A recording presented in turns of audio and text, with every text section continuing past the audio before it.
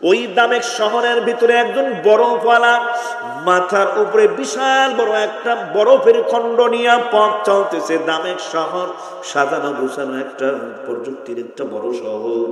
হাঁটতেছে হাঁটতেছে লোকালয় দিয়ে, কয় কে কোথায় আসো, দৌড়ায় আসো, আমি বরফওয়ালা, যাদের বরফ লাগবে তাড়াতাড়ি আমার কাছে আসো, এই বরফ সংগ্রহ করো, আমি তোমাদের কাছে বরফ বিক্রি করব, টাকা নিয়ে আসো।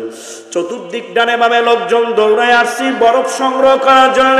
বরফওয়ালা ডাক দিয়ে কয়, মাথা থেকে বরফের এই খণ্ডটা নামাইলাম, বরফের পাটা নামাইলাম। নামানোর পর যারা গাহেক যারা আসছে বরফটা ক্রয় করার জন্য, বরফওয়ালা ওই বিক্রেতা ব্যবসায়ী ওই ক্রেতা বা গ্রাহকদের সাথে দুনিয়াবি খোশ গল্পের মধ্যে লিপ্ত হয়ে যায়, বিভিন্ন আলোচনা করে, খোশ গল্প করে। এক পর্যায়ে ওই বরফের পাটা যেটা নামাইয়া